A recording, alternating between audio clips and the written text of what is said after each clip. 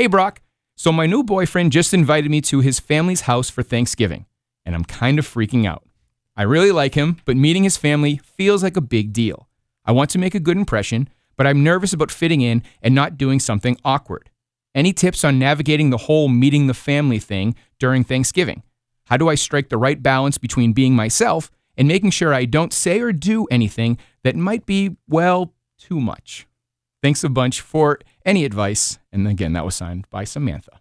All right, Samantha, thank you so much for writing this in. Yes, as Gina was saying, there are a lot of people who are going to really empathize and who are listening intently on this topic because they, just like yourself, are going to be meeting their significant other's family for the first time. And, maybe, some people have met the parents, but not the whole family. And when you are in front of the whole gambit of your partner's most treasured people, like, it can be a little bit daunting. And let's be completely honest, like, you're potentially meeting your future in-laws. Like, this isn't anything to not take seriously. So I completely understand where you're coming from. A lot of the listeners are in the exact same boat. So I'm going to give you a little bit of advice, just real quick, just knee jerk, because I did do a video on this exact topic last year. It's on my YouTube channel. It's 7 tips to make a good first impression whenever you're meeting your significant other's family. Title's a little bit long, but you can find that. And I do give some really, really good advice on how to make sure you're comfortable, but you leave that impression the best you possibly can. The very first thing that I want you to do is have a conversation with your boyfriend. Ask him a couple of questions. Do a little bit of homework. And that homework is going to sound something like, hey, what type of things do you all do when you get together? When, dinner's over, do you guys do board games? Are you a sports enthusiast family? Should I not wear a Packers jersey? If they're, like those types of things. Ask if they're conservative. Do they drink? Are they like anti-drinking? What types of games, what types of things? Like, get that type of homework, get that type of information so that it's not sprung on you. And there's a really funny video that I saw on the internet just probably a couple of weeks ago, and the boyfriend played a little prank on the girlfriend meeting the family for the first time. And what he did, he got his whole family involved. They stood up and said the Pledge of Allegiance at the table. Yeah. And she just stood up, did the exact same thing. But like, you want to make sure like those types of things don't happen to you. Like maybe they say prayer, maybe something like that. So you just want to make sure that the environment that you're going to step into, that is not super foreign, that you kind of know what to expect. So that's going to be 2. Tip number 2, and this is something that people need to understand, not just for meeting family for the first time, but anytime you go over to someone's house, you need to bring a gift. This is something like etiquette-wise that I see a lot of people failing. You need to bring some type of gift, and with it being Thanksgiving, it's super easy because everyone's already bringing food.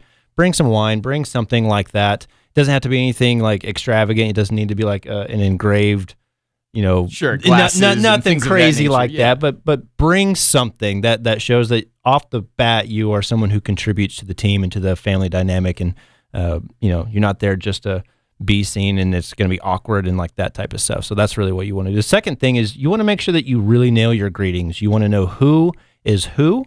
You want to be very confident in saying hi, to greeting the host, the hostess.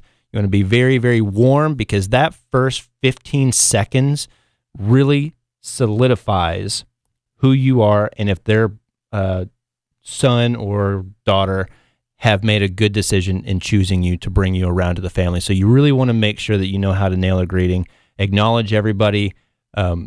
Second tip, give compliments. Compliment the home, compliment the food, compliment the decorations, compliment, because the way people feel around you, that is what you want people to feel when they think of you. So if you're very, very complimentary, especially off the rip, those positive feelings are how they're going to associate you from, until you really mess up down the road, if you ever do. But you really want to make sure you're paving that road in a really good way. I have a lot of other tips. I was saying I actually have a video on YouTube.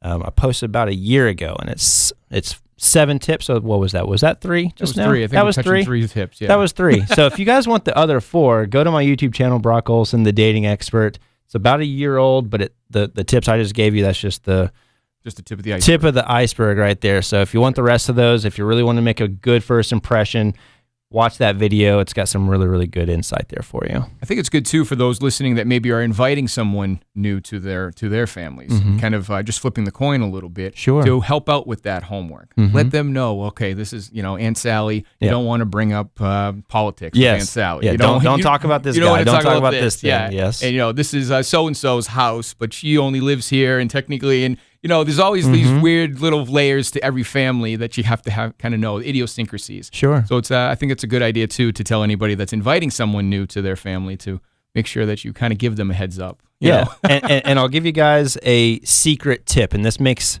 the evening or the day so much easier. Have an exit time. I know that no one ever thinks about this, but when the time's getting long, you kind of are looking at each other like, do you want to go? You're trying to make that eye contact. If you are arriving and say, hey, let's try to leave around 6 p.m., whatever, that's just a random time. It's easier to coordinate that, wrap things up instead of making that awkward look at trying to find your partner. It's like, hey, if you agree upon that, it makes it so much easier, and you two are on the same page, and it looks like you're a unit. And it gives that new person, too, if it is a new relationship, a finish line. It does. It really does. If I can hold on for another hour, I'm clean. We're almost out of here.